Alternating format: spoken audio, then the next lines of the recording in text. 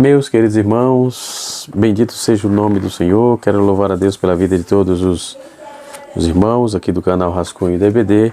Olha nós aqui de novo nesse programa para nesta feita comentarmos a lição de número 4, lição da classe dos adultos. O canal Rascunho da EBD tem o intuito de comentar as revistas para trazer um auxílio, não é?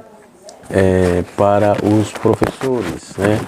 Eu que sou, por misericórdia de Deus, gosto muito da escola dominical, sou um amante da escola bíblica dominical, e temos aí, esse canal já temos aí uns 3 anos aproximadamente, que estamos, um pouco mais de 3 anos, que estamos postando material no YouTube.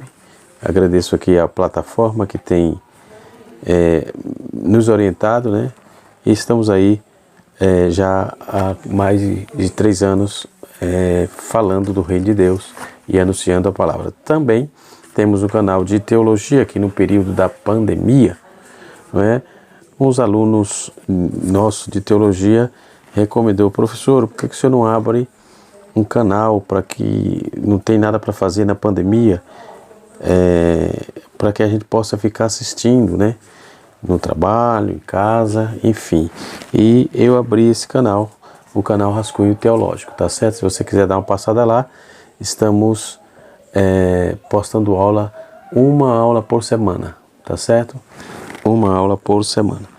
E terminamos uma série agora de escatologia e vamos começar nessa semana uma outra matéria, tá certo? Tem lá teontologia, nós temos bibliologia, temos os livros poéticos, os livros proféticos, profetas menores, e temos lá uma infinidade de matérias, tá bom? Deus abençoe. Isto posto, vamos voltar aqui ao canal Rascunho da EBD para comentarmos a lição de número 4, lição da classe dos adultos, né? Que tem como título geral a justiça divina, a preparação do povo de Deus para os últimos dias, no livro de Ezequiel. A lição de número 4 tem como título Quando se vai a glória de Deus, né?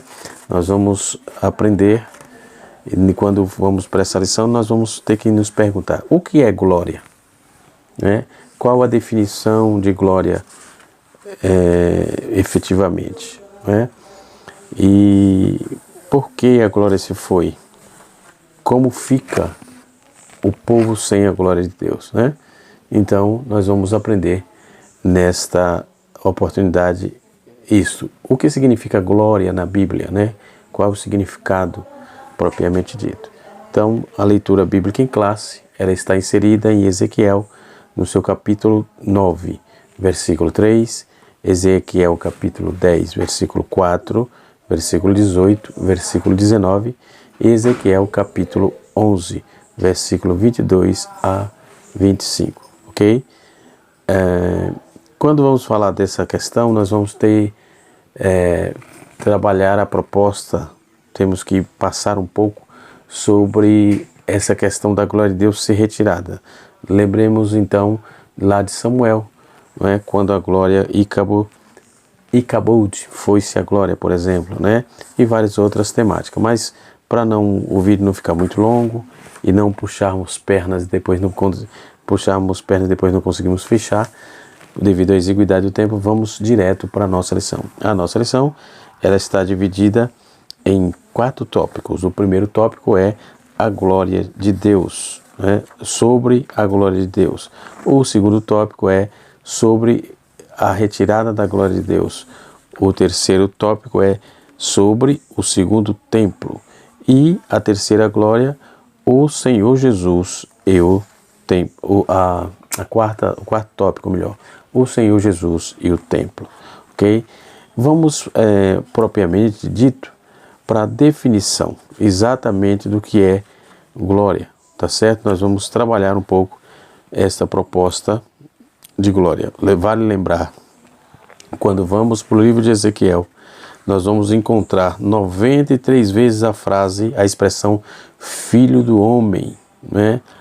Nós vamos encontrar 93 vezes só no livro de Ezequiel essa frase filho do homem, não é? Por que isso? Porque faz parte do contexto da profecia, da visão, ou melhor, de Ezequiel, tá certo? E então vamos para frente, tá certo? Vamos trabalhar a proposta do livro do capítulo 9, capítulo 10 e capítulo 11. Mas o que significa a glória? A Bíblia comunica a ideia de conhecer, de reconhecer. Então, glória significa reconhecer, honra, a dignidade, a importância, a excelência, né? Então, ela comunica essa ideia de que é reconhecer, comunica a honra, comunica a dignidade, comunica a importância, comunica a excelência ou a majestade de alguém, né? Então, essa palavra também é usada em várias passagens bíblicas. Nós vamos ver, como eu já falei, né? Em vários livros da Bíblia, outras situações variadas, né? Então essa palavra nós vamos ver que dentro das passagens bíblicas fala da glória de pessoas, de lugares, de objetos, de reinos, de natureza, principalmente da glória de Deus. O nosso tema é sobre a glória de Deus, devido à abominação do povo, que estudamos na lição de número 3, a glória de Deus se retira, a glória de Deus sai daquele povo para ele sentir o peso de que é um ser viver sem Deus, né? Então o significado bíblico de glória em cada uma dessas passagens deve ser entendido à luz do contexto bíblico, e nós vamos trabalhar isso dentro da proposta bíblica aqui exposta na nossa lição, né? No texto bíblico, a palavra glória traduz vários termos hebraicos, até um termo aramaico aparece também no Novo Testamento, né? No Antigo Testamento. Já no Novo Testamento, esta palavra traduz alguns termos gregos, de forma que a sua ampliação mais importante diz respeito à glória de Deus, né? O que é o significado? No Antigo Testamento, o termo mais comumente traduzido para glória é kavod ou kavodi, né? Em hebraico. Que esse termo ele transmite o significado de peso, de carga, reputação, dignidade ou de honra, né? Então esse termo traz esse significado. Quando é aplicado a um homem, por exemplo, esse termo indica que esse homem é alguém de posse ou uma pessoa honrada, né? Então assim que José, por exemplo, é descrito na Bíblia como uma pessoa que tinha glória no Egito, né? Referindo-se à sua elevada posição e riqueza. Gênesis capítulo 45, versículo de número 13. Então a palavra também, a palavra glória, ela é ampliada na Bíblia para falar de lugares, de objetos, de nações. Por exemplo, o Templo de Jerusalém é retratado na Bíblia como um lugar de glória. Vejamos o que está escrito em 1 Crônicas, capítulo número 22, versículo 5. As vestes sacerdotais de Arão era também para a glória e ornamento, não é? Veste também era taxado assim. Nós vamos ver isso em Êxodo, capítulo 28, versículo de número 2. Um reino, por exemplo, o seu exército, o seu povo, pode ser a expressão de sua glória, conforme está escrito em Provérbios 14, versículo de número 28. E 1 Reis capítulo 10, verso 5. Mas o significado de glória, dentro do Novo Testamento, por exemplo, a palavra glória frequentemente ela é traduzida no grego para doxa, né? O significado básico desse termo implica no sentido de opinião, julgamento, ponto de vista a respeito de algo ou de alguém, né? Então, mas a palavra também usada para comunicar de reputação, ela é usada também para comunicar também o significado de reputação, de fama, de até esplendor, inclusive até de forma, dessa forma, né, que está na Septuaginta, por exemplo, na versão grega do Antigo Testamento. Então, usar essa palavra para traduzir o hebraico, do hebraico traduzido kavod, né, no Novo Testamento, que implica aí a palavra doxas, e no sentido em de várias ocasiões aparece. Por exemplo, em João 12, verso 43, que contrapõe a glória dos homens com a glória de Deus. Nesse texto, a glória traz o sentido de fama, reputação. Já em Lucas capítulo 2, verso 9, a glória do Senhor é descrita como brilho, como resplendor, não é? A ideia de glória de uma nação também é mantida aí no Novo Testamento. Vamos ver isso em Mateus 4, versículo número 8, Mateus capítulo 6, versículo 29, e Paulo também, ele descreveu aí aos convertidos que são glórias de um evangelista, né? Ele escreveu aos convertidos, são glórias de um evangelista, né? Paulo disse em 1 Tessalonicenses, capítulo 2, versículo 20, né? A palavra glória, dentro do seu significado mais amplo, que do seu significado mais importante, sem dúvida, é a aplicação mais essencial da palavra glória a respeito da glória de Deus. Nesse sentido, a palavra glória aponta a grandeza, a magnificência, a inacessibilidade, a inigualável, né, graça, presença de Deus, né? Na verdade, a inigualável glória de Deus, né? Que de certa forma a glória expressa aí a natureza divina, de modo que Deus é o Deus da glória, né? Em Atos capítulo 7, no verso de número 2. O livro de Salmo registra que a glória de Deus está expressa, né, de forma geral na natureza, em Salmos 19, verso 1 e Salmo 63, versículo 2, né? Deus também decidiu revelar sua glória de forma especial aos homens. O profeta Isaías, ele, por exemplo, teve uma experiência extraordinária e ele conta isso, né? E diz que ele viu o Senhor, contemplou o Senhor assentado no mais alto e sublime trono, né? Então, santo, santo, a declaração dos serafins era essa a visão que ele teve. Santo, santo, santo, né? É o Senhor dos exércitos. Toda a terra está cheia de sua kavod, ou da sua glória, não é? Isaías 6, verso 3. Dentro do contexto, desse contexto bíblico, não é? Da palavra e da glória de Deus envolto aqui dentro dessa graça e dessa leitura, nesse contexto é fácil aí perceber, intimar a ligação entre a glória e a santidade de Deus, né? Que Isaías faz esse paralelo aí de santidade, né, e a glória de Deus, né? Já nós vamos ver que a revelação de Cristo, de Deus em Cristo no Novo Testamento, é a revelação suprema dessa glória, ou seja, o texto bíblico registra que como a glória de Deus marcou o nascimento de Jesus em Atos ou em Lucas 2, né? Durante o ministério terreno, em certa medida, essa glória foi manifestada através dos sinais e milagres operados por Deus, por Jesus, né? Em João 2, versículo 11, e até mesmo no ponto mais baixo da sua humilhação, do seu amor de cruz, a glória divina não esteve ausente da pessoa de Cristo. Pelo contrário, de modo que os oficiais romanos puderam reconhecer a sua filiação divina, conforme Mateus, capítulo 27, verso de número 54. Já João, ele assume bem, né?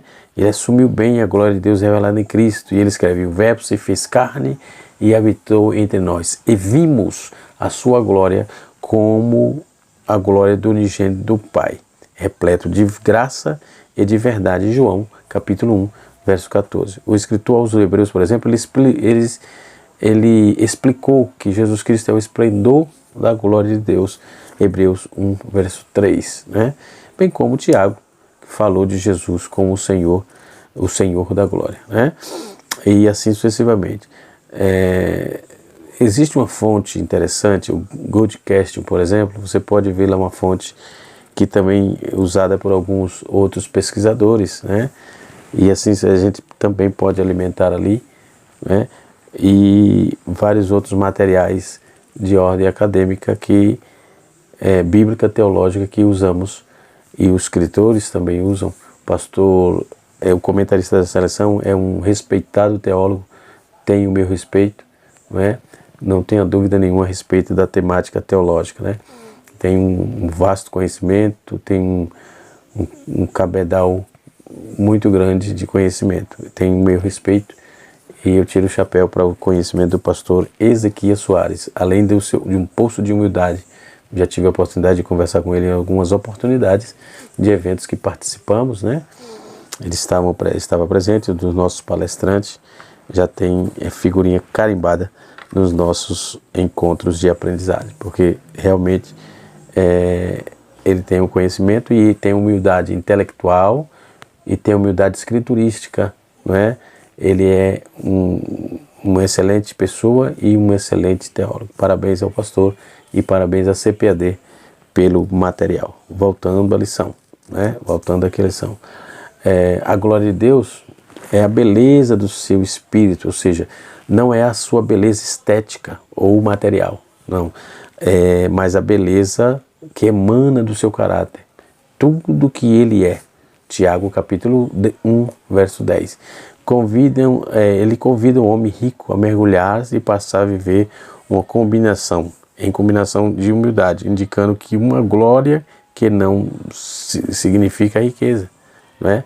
E assim sucessivamente. Isaías 47, verso 43, verso 7, diz que Deus não nos criou para a glória, Deus nos criou para a sua glória, ou melhor, em contexto com os outros textos, e vamos apresentar aqui, pois diz que o homem glorifica a Deus, o homem que o glorifica a Deus, porque através do homem a glória de Deus pode ser vista em coisas como amor, música, heroísmo e assim por diante. Então, coisas pertencentes a Deus que carregamos o vaso, é uma coisa que pertence a Deus e nós carregamos em vaso de barro, né? 2 Coríntios, capítulo 4, verso de número 7, e somos vaso que contém a sua glória. Todas as coisas somos capazes de fazer a ser encontrar uma fonte nele. Ou seja, Deus interage com a natureza da mesma maneira. A natureza exige a sua glória.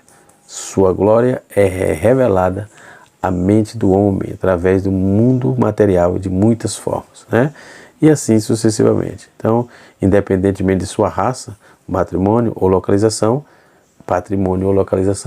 como o Salmo diz que os céus declaram a glória de Deus e o firmamento proclama as obras de suas mãos, né?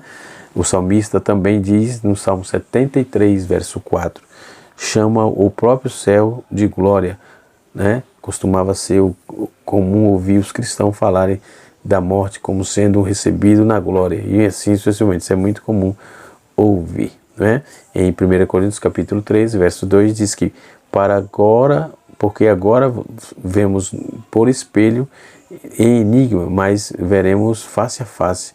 Agora em partes veremos e conhecerei como é conhecido, né? E assim sucessivamente. Então são assuntos interessantíssimos dentro da etimologia da palavra kabod, né? Doxa, e dentro do latim é glória, né? Que é a manifestação do esplendor e da magnificência divina, né? E assim sucessivamente. Então podemos ver que todo esse contexto de aprendizado, por exemplo, nós vamos ver que o profeta Ezequiel, na sua aplicação para os nossos dias, por exemplo, nós vamos analisar a segunda visão que ele teve, né? Conforme alguns comentaristas nos apontam, né? Que essa segunda visão que Ezequiel teve, né, no meio do povo de Judá, né, faz-se mistério primeiro saber que é a glória, e até porque quando vamos nos relacionar entre Deus e o homem, quando vamos falar do relacionamento entre Deus e o homem, não é? É disto que se trata o tabernáculo, o santuário, a habitação de Deus no meio dos seus filhos, né? Nós vamos observar que glória tem 3 definições aí, né, que podemos aplicar. Honra ou louvor dado a coisas, conforme 1 Samuel 4, verso de número 21 e 22, e a pessoas, Lucas 2, 32, e glória a Deus, né? Podemos atribuir em Salmos 29, versículo 1, Lucas 2, 14, né? A majestade, por exemplo. Então nós podemos definir honra, louvor dado às coisas, ou a pessoas, ou a Deus. Já a majestade é o brilho que acompanha a revelação da presença e o poder de Deus, né? e outro estado novo, né, do corpo ressuscitado, também estado de glória, não é? Então a palavra aqui, glória, ela aparece pela primeira vez nas Escrituras em Gênesis, capítulo de número 31, versículo de número 1, né? Vai aparecer lá quando os filhos de Labão acusam Jacó de ter toda uma glória a partir da diminuição do patrimônio que teria causado aí ao seu sogro, pai dos acusadores, né? E pai dos acusadores. Então a palavra glória dentro do hebraico é kabod, que principalmente é peso, que somente no sentido figurado é no bom sentido de resplendor e copiosidade, né? Glorioso, gloriosamente, glória, honra, honroso, substantivo masculino aí, que significa honra, glória, majestade, riqueza. Então esse termo é normalmente usado para atribuir a Deus, né? E seres humanos, por exemplo, nós vamos ver em Gênesis 45, verso 13, Jó capítulo 19, versículo 9, e Salmos capítulo número 8, verso 5, bem como Salmos 21, versículo 5 também. E também se aplica a objetos, conforme Samuel, 1 Samuel 2:8, Esté capítulo de número 1, verso 4, né? E Isaías capítulo 10, verso de número 28, principalmente para a Arca do Concerto, por exemplo, que era um objeto que continha ali a glória de Deus. No Novo Testamento, a palavra grega kadox, ou nós já falamos, trouxemos isso aqui, quer dizer glória, como algo muito aparente, né? Dentro do dicionário bíblico, nós vamos encontrar que a palavra glória no Novo Testamento, ela apresenta aí o significado de kadosh, né? Que literalmente figurado é como sujeito ou objeto, dignidade, glória ou glorioso, né? Louvor, adoração, é um substantivo de dokel, que é pensar, reconhecer uma semelhança aparente, né? Então é o que está se aplicado aqui dentro da glória. No primeiro tópico, sobre a glória de Deus, a glória de Deus baixou os céus e a terra, primeiramente no tabernáculo, no dia de sua dedicação. Depois, né, está no texto aqui, depois disto, essa cena se repetiu na ocasião da inauguração do templo em Jerusalém pelo rei Salomão. O significado de glória, né, no contexto, ajuda a esclarecer o sentido da palavra kavod. Eu já disse, já falei, vamos pular aqui. Tem a glória de Deus, que ela se manifestou aos filhos de Israel quando Moisés dedicou o tabernáculo a Deus. Então era a presença de Deus no meio do povo que acompanhava Israel, né? Nós vamos ver que na sua jornada no deserto, até iniciou o reinado de Salomão, até o início, ou melhor, do reinado de Salomão, o período em que a Arca da Aliança foi transferida para o tabernáculo, não é? O templo que Salomão construiu em Jerusalém, né? E a glória de Deus encheu toda a casa. Então, da mesma forma, no templo de dedicação do templo. Então, desde então, não se comprometeu em manter aí seus olhos fixos. Deus se comprometeu em manter os olhos fixos e os ouvidos atentos às orações naquele templo, né? E assim sucessivamente. Nós temos aqui uma palavra que se aplica também à glória, que é Shekinah. A palavra hebraica Shekinah é muito usada nas igrejas para dizer que glória de Deus, tal. Não é bíblica, não é bíblica. Pertence ao chamado hebraico talmúdico, ou significa morada comumente usada entre os judeus para a presença de Deus, né?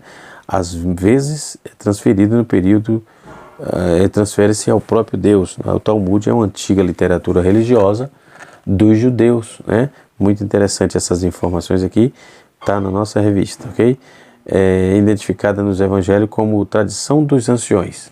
Isso aqui era o Talmud, certo? Porque naqueles dias, esses preceitos eram orais e só foram codificados a partir do século V a partir do século V depois de Cristo. Então os rabinos associavam ao Espírito de Deus, porque o Talmud diz: o Shekinah do Senhor nunca se afastará desse lugar, uma referência ao Muro das Lamentações, né? E assim sucessivamente.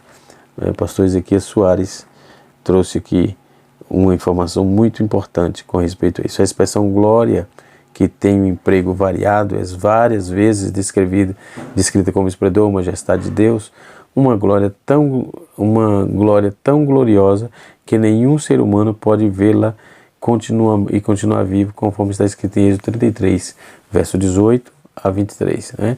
E assim sucessivamente. Então, quanto muito pode se ver apenas um agradecimento, um aparecimento de semelhança da glória do Senhor, e a visão de Ezequiel teve do trono, né? Então, nesse sentido, a glória de Deus designa em singularidade, na sua santidade, e sua transcendência, né? E Pedro emprega essa palavra, essa expressão magnífica, glória, com o nome de Deus, né? Nós vamos ver isso na Bíblia de Estudo Pentecostal, a Bíblia que tem aqui atrás, né? Muito bem. O segundo tópico nos aponta para a retirada da glória de Deus. Essa retirada aconteceu em algum estágio, né? Ou seja, primeiro, a glória se levantou do querubim que estava sobre a arca. Segundo, passou aí a para a entrada do templo. Terceiro, pairou sobre os querubins e aos poucos se afastou completamente do templo. E por fim, a glória de Deus se pôs sobre o Monte das Oliveiras, né? Na forma de uma nuvem, né? O querubim e a nuvem. Nós vamos ver isso no capítulo 9, verso 3, né? E no capítulo 10, verso de número 4, né? De Ezequiel, capítulo 9, verso 3, capítulo 10, verso 4. Então o profeta está se referindo a 2 querubins do propiciatório da Arca da Aliança, né? Ou os 4 querubins da visão integral no capítulo 1. Qualquer que seja a interpretação, a verdade é isso que indica a retirada da presença de Deus, né? Essa nuvem está associada à presença pessoal de Yahvé, né? De Yahvé, durante a peregrinação do deserto, no tabernáculo, permanentemente desde a inauguração do tabernáculo, finalmente no templo. Então essa presença divina atingiu o seu clímax com a manifestação do Filho de Deus. Seu verbo se fez carne e habitou entre nós, vimos a sua glória como a glória do unigênito do Pai, cheio de graça e de verdade. João 1, versículo 14. Então a retirada da presença de Deus, a glória de Yahvé pairou sobre o querubins e aos poucos se afastou completamente do templo. Então o profeta, ele contempla essa glória e se levantando da porta e se movendo para a carruagem no trono que estava preparada para descer em cima do querubim. Então nesta visão, Ezequiel acompanha a glória de Deus flutuando sobre os querubins e ele vê a carruagem divina que se movem para a porta, né? A glória, e por fim a glória de Deus se pôs sobre o Monte das Oliveiras. Então essa presença no templo era privilégio de Israel. Por isso exigia-se a responsabilidade, de modo que a glória de Deus não podia habitar com os pecados do povo, mas a casa de Deus era profanada com as práticas pagãs mais abomináveis possíveis. Ezequiel viu a glória de Deus partindo do templo para o Monte das Oliveiras. Dali ascendeu-se ao céu para retornar no fim dos tempos, os templos de Jerusalém, por exemplo, e mais o templo do milênio, no Ezequiel capítulo 44, verso de número 2 a 4. Com a retirada da presença de Deus, o templo ficou vulnerável juntamente com a cidade de Jerusalém. E é interessante notar que sem glória não tem como o ser humano sobreviver, não é? Ou seja, sem a glória de Deus não existe possibilidade alguma do ser humano conseguir se sobressair, não é? Porque dentro desse quesito nós vamos observar que qualquer cidade, qualquer ser humano, qualquer pessoa terá dificuldade, né? O terceiro tópico para finalizar aqui fala sobre o segundo templo, né? O rei Ciro, rei da Pérsia, ele baixou um decreto no fim do cativeiro de Judá em 539 e pouco tempo depois partiu aí para a Babilônia a primeira leva de judeus, de volta para Judá. O segundo templo, né, e o templo é também conhecido como o templo de Zorobabel. Já o templo de Herodes é o templo de Zorobabel. O templo de Zorobabel foi reformado. No templo de Herodes foi reformado, ampliado por Herodes Magno. Herodes Magno, ele conseguiu persuadir os judeus, dizendo que o atual templo não estava à altura da antiga glória. Os trabalhos se iniciaram aí cerca de 15 anos depois, de 15 depois de Cristo, né? Ou seja, antes de Cristo. Então continuava aí em andamento nos dias dos ministérios de Jesus, né? 40 anos, nós vamos ver 40 anos depois, João, ele conhecido como Segundo Templo, era o cartão postal da cidade de Jerusalém, e a construção foi concluída em 66 depois de Cristo, né? No quarto e último tópico, o comentarista trabalha sobre a glória, sobre o Senhor e o templo. Então, qual é a explicação teológica para isso? Jesus diz: eis aqui está o maior, quem é maior do que Salomão, o construtor do templo, declarou ser maior do que o templo. Então, está aqui quem é maior do que o templo. Jesus usou os dois paralelos, a pessoa e a construção, né? Interessante isso aqui.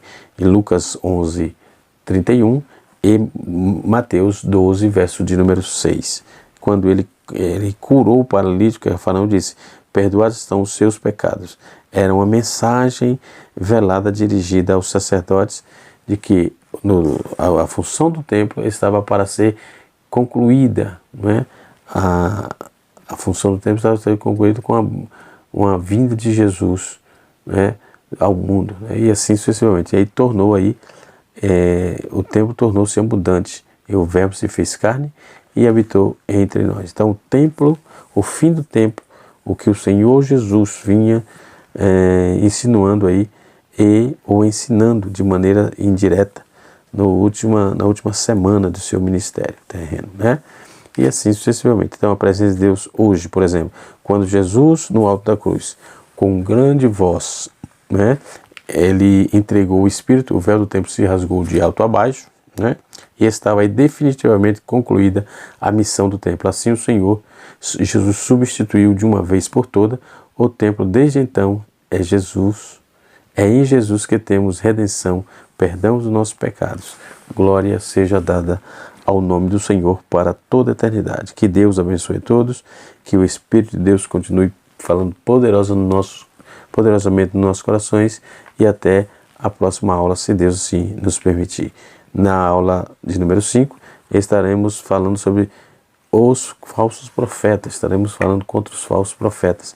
Que Deus abençoe a todos. Canal Rascunho da IBD, ensinando para transformar vidas.